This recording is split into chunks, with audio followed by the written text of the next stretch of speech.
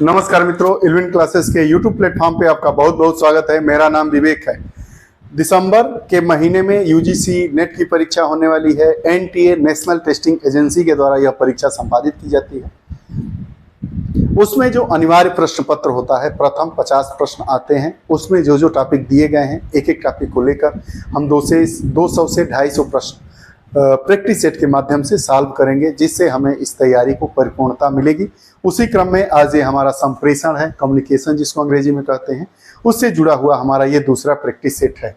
UGC net JRF दिसंबर 2023 paper first. आइए practice set 2 है, इसमें हम बात प्रश्नों को लिया गया है। यह हमारी दूसरी श्रृंखला है। आज का हमारा पहला प्रश्न, संप्रेषण में क्या सम्मिलित है? कहना, सुनना, समझना और इनमें से कोई नहीं। तो संप्रेषण में इनमें से कोई नहीं सम्मिलित है। ये संप्रेषण की क्रियाएं हैं। ये संप्रेषण की क्या है? क्रियाएं हैं। संप्रेषण में क्या शामिल होता है? ये नहीं शामिल होता है। संप्रेषण कि ये कहना, सुनना और समझना उसकी क्रिया है।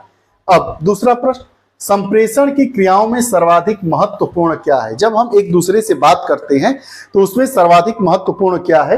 कहना है, सुनना है, समझना है या इनमें से कोई नहीं?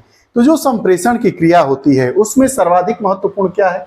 समझना। अगर कोई वक्ता और श्रोता के बीच में जो वार्तालाप हो रहा है और दोनों लोग एक दूसरे की बातों को समझ पा रहे हैं, तो वही कुशल संप्रेषण के अंतर्गत इसको हम लेते हैं।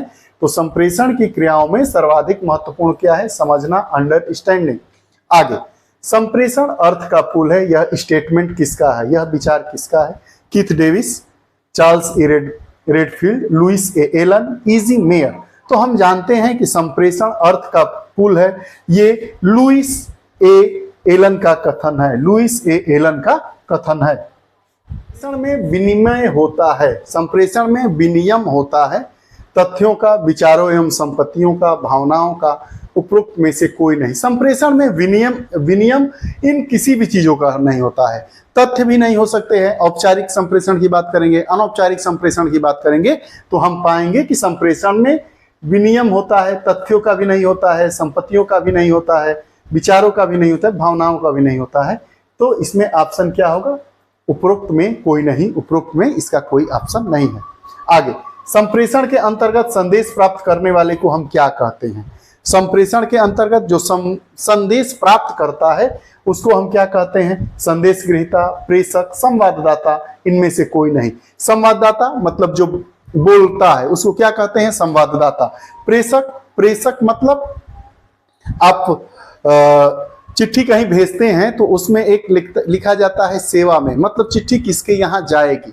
और प्रेषक मतलब भेजने वाला, जो संवाद को, संप्रेषण को भेजता है उसको हम प्रेषक कहते हैं। और जो संदेश प्राप्त करता है उसको संदेश ग्रहीता कहते हैं, मतलब संदेश प्राप्त करने वाला, रिसीवर।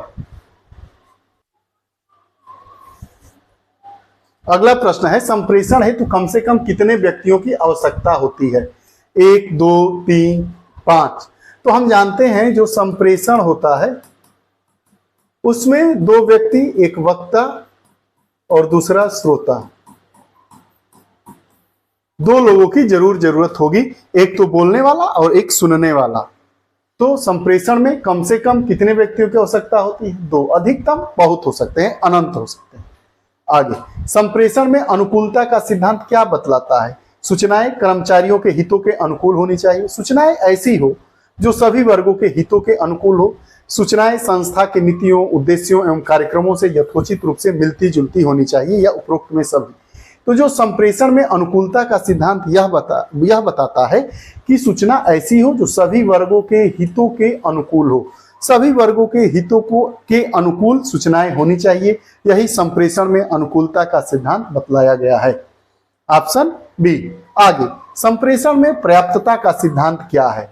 संप्रेषण में पर्याप्तता का सिद्धांत क्या है? 4 ऑप्शन है। सूचनाएं विस्तृत होनी चाहिए, अनेक तरह की सूचनाएं होनी चाहिए, सूचनाएं लाभकारी होनी चाहिए, सूचनाएं न तो अत्यंत छोटी हो और न ही अधिक बोझिल होनी चाहिए। तो जो पर्याप्तता का सिद्धांत ये कहा जाता है कि जो हमें सूचना भेजी जाए वो बहुत ज्यादा भी ना हो, बहुत कम भी ना हो। ऐसी सूचना हो कि जिसके पास संदेश ग्रहीता व्यक्ति, जो संदेश प्राप्त करता है, रिसीवर, वो जो सूचना भेजी गई है उसको आसानी से समझ सके और उसको संजोए रख सके। तो इसीलिए कहा गया है कि इसका ऑप्शन डी होगा, संप्रेषण में पर्याप्तता का सिद्धांत यह कहता है कि सूचनाएं न तो अत्यंत छोटी हो और न ही अधिक बोझिल होनी चाहिए। कि कुशल नेतृत्व की स्थापना के लिए कौन सा संप्रेषण महत्वपूर्ण है? लिखित, सांकेतिक, मौखिक, इनमें से सभी। तो जो कुशल नेतृत्व की स्थापना है उसके लिए मौखिक संप्रेषण महत्वपूर्ण होता है। आगे, संप्रेषण अंतराल से क्या आशय है? पहला, औपचारिक संप्रेषण में संदेश के गंतव्य स्थल तक पहुंचने वाला समय, प्रेषक एवं प्राप्तकर्ता के बीच की अत्यधिक दूरी, संवादों के प्रेषण और प्राप्ति का अलग अलग समय, संवाद, प्रेषक एवं प्राप्तकर्ता की अलग अलग पद। अंतराल से आशय है वो ये है कि औपचारिक संप्रेषण में संदेश के गंतव्य स्थल तक पहुंचने में लगने वाला समय, संप्रेषण अंतराल। मतलब जब हम किसी बात को बोलते हैं, जल्दी जल्दी अगर किसी बात को हम बोलने लगे तो वह उसको संप्रेषण अंतराल कह सकते हैं, जब हमारी बात हमारे श्रोता तक, संदेश प्राप्तकर्ता तक पहुंच जाए। कौन सी बाधा संदेश वाहक श्रृंखला में संबंधित नहीं है? प्रश्नों को ध्यान से पढ़ेंगे। संबंधित है, संबंधित नहीं है। 4 ऑप्शन दिया गया है। संगठन संरचना में अधिक स्तर का होना संदेशों स्वाभाविक प्रवाह में बाधा है। संदेश प्रेषण हेतु उचित माध्यम का चुनाव न करना, उच्च अधिकारियों द्वारा सूचनाओं को छुपाकर रखने की प्रवृत्ति, संप्रेषण हेतु सरल भाषा का प्रयोग न करना। तो हमारा संप्रेषण में कौन सी बाधा संदेश वाहन श्रृंखला से संबंधित नहीं है? तो संप्रेषण हेतु सरल भाषा का प्रयोग न करना, यह हमारा ऑप्शन होगा। आगे, संप्रेषण बाधाओं को दूर करने के संबंध में निम्नलिखित में से कौन सा विचार सही नहीं है? कौन सा विचार सही नहीं है? 4 ऑप्शन दिया गया है। संदेश प्रेषक को सरल भाषा एवं संकेतों का प्रयोग करना चाहिए। संप्रेषण के लिए जहां तक संभव हो औपचारिक माध्यम को ही अपनाना चाहिए। संदेश प्रेषक एवं प्राप्तकर्ता के बीच प्रत्यक्ष संपर्क हो। मौखिक संप्रेषण की दशा में संदेशों को ध्यान से कहना, सुनना एवं समझना चाहिए। तो ये जो ए, सी और डी ऑप्शन है वो कौन से हैं? विचार सही है, संप्रेषण बाधाओं को दूर करने के संबंध में सही है। और जो हमारा बी ऑप्शन है वो संप्रेषण बाधाओं को दूर करने के संबंध में सही नहीं है। अर्थात संप्रेषण के लिए जहां तक संभव हो औपचारिक माध्यमों को ही अपनाना चाहिए। सूचना प्रणाली क्या है? संप्रेषण की एक पृथक प्रणाली है। संगठन में सामान्य संप्रेषण के अतिरिक्त एक समानांतर प्रणाली है। प्रबंधन की सहायतार्थ संप्रेषण की एक उप प्रणाली है। संगठनेतर सूचना प्रणाली है। तो प्रबंध सूचना प्रणाली क्या है? प्रबंधकों के सहायतार्थ संप्रेषण की एक उप प्रणाली है। प्रबंध सूचना प्रणाली क्या है? प्रबंधकों की सहायतार्थ संप्रेषण की एक उप प्रणाली है। आगे हमारा प्रश्न है कि प्रबंध सूचना प्रणाली के संबंध में कौन सा कथन सही नहीं है? 4 ऑप्शन दिया है। प्रबंध सूचना प्रणाली के संबंध में बात कर रहा है, पूछ रहा है कि जो ये 4 ऑप्शन दिए गए हैं उनमें से कौन सा ऑप्शन प्रबंध सूचना प्रणाली के संबंध में सही नहीं है? पहला, यह प्रबंधकों की सहायतार्थ उपयोग में लाई जाती है। इसके अंतर्गत प्रदान की जाने वाली सूचना भविष्य कथनात्मक होती है। इस प्रणाली से प्राप्त सूचनाएं प्रबंधकों द्वारा लिए जाने वाले कदम की गुणवत्ता में सुधार लाती है और इसके अंतर्गत सभी तरह की सूचनाएं प्रबंधकों तक पहुंचाई जाती है। जी नहीं, सभी तरह की सूचनाएं नहीं पहुंचाई जाती है, इसलिए ऑप्शन डी हमारा सही है। के संबंध में निम्नलिखित में से कौन सा कथन सही नहीं है? सही नहीं है की बात करना है। इसमें प्रेषक प्रेषिती के बीच प्रत्यक्ष संपर्क की आवश्यकता नहीं होती है। इसमें संदेश के प्रेषण में विलंब नहीं होता है। भविष्य में विवाद होने पर साक्ष्य के रूप में प्रस्तुत किया जा सकता है। इसमें संदेश अधिक स्पष्ट होता है। तो इसका ऑप्शन होगा कि इसमें संदेश के प्रेषण में विलंब नहीं होता है, ये सही है। दूसरा, मौखिक संप्रेषण के संबंध में क्या सही नहीं है? तो ये श्रोता पर तुरंत प्रभाव डालता है। इसमें अस्पष्टता को तुरंत दूर किया जाता है। आमने सामने प्रेषण की दशा में प्रेषित पर तुरंत संदेश के प्रभाव का अवलोकन कर दिया जाता है। ये तो मौखिक संप्रेषण के संबंध में सही बातें हैं। ये जो हमारा डी ऑप्शन है, मौखिक संप्रेषण सदैव मितव्ययी होता है, या अगर ये सदैव नहीं रहता तो ये भी कथन सही रहता, लेकिन इसमें सदैव दे दिया गया है, इसलिए यह कथन सही नहीं है। अर्थात मौखिक संप्रेषण के संबंध में यह सही नहीं है कि मौखिक संप्रेषण सदैव मितव्ययी होता है। औपचारिक संप्रेषण के संबंध में कौन सा कथन सही नहीं है? तो इसमें सूचनाओं का स्वरूप विकृत नहीं हो पाता है। केवल अधिकृत अथवा सोची समझी सूचनाओं को ही आदान प्रदान की जाती है। सूचनाओं को का आदान प्रदान सदैव अधिकारियों कर रेखाओं के अनुसार ऊपर से नीचे या नीचे से ऊपर की ओर होता है। प्रायः ये संदेश लिखित होते हैं। तो क्या सही नहीं है? औपचारिक, इसमें सूचनाओं का स्वरूप विकृत नहीं हो पाता है, विकृत हो जाता है। आगे, अनौपचारिक संप्रेषण के संबंध में निम्नलिखित में से कौन सा कथन सही नहीं है? औपचारिक संप्रेषण मतलब अधिकारी और कर्मचारी के बीच होने वाला संप्रेषण। अनौपचारिक संप्रेषण मतलब परिवार के सदस्यों के बीच जो हम बातचीत करते हैं उसको अनौपचारिक संप्रेषण की संज्ञा देते हैं। मित्रों के साथ अगर हम बात कर रहे हैं, मतलब हमारी जो बात करने की शैली है, हमारा जो संप्रेषण की रूपरेखा है वह कैसी होनी चाहिए? अगर नियम कानूनों से बधी है तो वह औपचारिक होता है, और नियम कानूनों से परे है तो वो अनौपचारिक संप्रेषण की श्रेणी में आता है। अनौपचारिक संप्रेषण के संबंध में निम्नलिखित में से कौन सा कथन सही नहीं है? इसके अंतर्गत प्रायः मौखिक सूचनाओं का प्रेषण होता है। इसके अंतर्गत प्रेषित सूचनाओं में पूर्ण सत्यता पाई जाती है।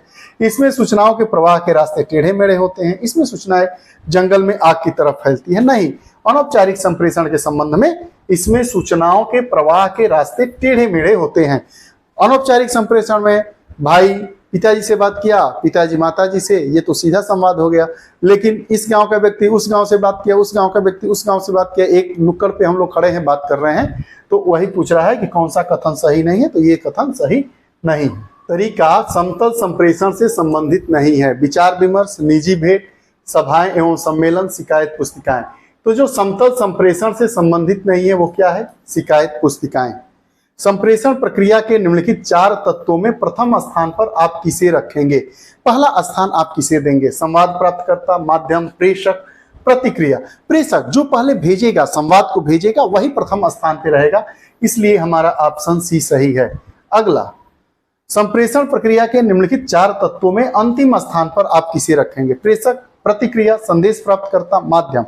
तो जो अंतिम बात क्या होगा? प्रतिक्रिया। किसी बात को कोई भेजेगा, किसी माध्यम से हमारे पास पहुंचा, जब हमने सुना समझा तो उस पर क्या देंगे? अपनी प्रतिक्रिया देंगे।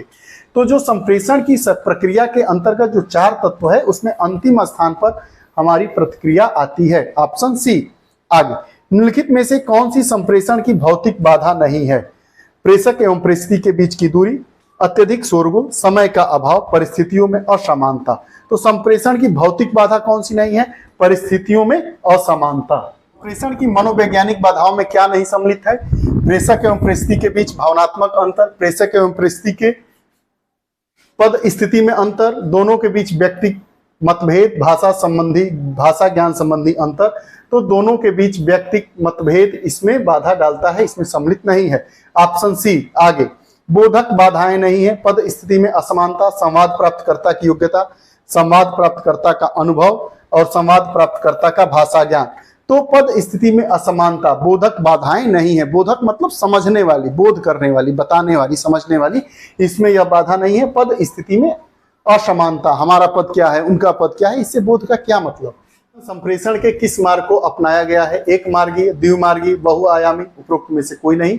तो आधुनिक संगठन संप्रेषण के किस मार्ग को अपनाते हैं? बहुआयामी, जिसे संगठनोत्तर कहा जाता है। आगे, निम्नलिखित में से कौन सा रेडियो लिंक के साथ दूरभाष वार्तालाप विश्व में बहुत लोकप्रिय है? टीपीएस, टेलीफोन वीडियो वार्ता, वीडियो प्लस टेलीटेक्स्ट। तो इस समय जो वीडियो वार्ता है वह बहुत ही प्रसिद्ध है। घंटे का समाचार चैनल नहीं है। एनडीटीवी, जी न्यूज, आज तक। 24 घंटे का समाचार चैनल कौन सा नहीं है? लोकसभा चैनल। रेडियो में एफएम स्टेशन का मुख्य उद्देश्य क्या है? एफएम स्टेशन जो रेडियो में होता है उसका मुख्य उद्देश्य क्या है? सूचना, मनोरंजन तथा पर्यटन। मनोरंजन, सूचना तथा अंतर संवाद। पर्यटन, अंतर संवाद और मनोरंजन, केवल मनोरंजन। तो जो रेडियो में एफएम स्टेशन है उसका उद्देश्य क्या है? मनोरंजन, सूचना और अंतर संवाद। आगे, निम्नलिखित में से संप्रेषण के अंतर्गत कौन सा संदेश ग्रहण करने में अवरोध है, बाधा है? श्रोताओं का दृष्टिकोण, श्रोताओं की शिक्षा, श्रोताओं का ज्ञान, श्रोताओं की आय। तो जो श्रोताओं का दृष्टिकोण है वही बाधा है। रुचि पैदा करती है, रुचि पैदा करती है, रुझान पैदा करती है। सामुदायिक रेडियो किस प्रकार की सेवा है? पहली, स्थानीय श्रोतागण, मनोरंजन, शिक्षा, समाचार। तो ये स्थानीय श्रोतागणों में रुचि पैदा करने का एक माध्यम है सामुदायिक रेडियो।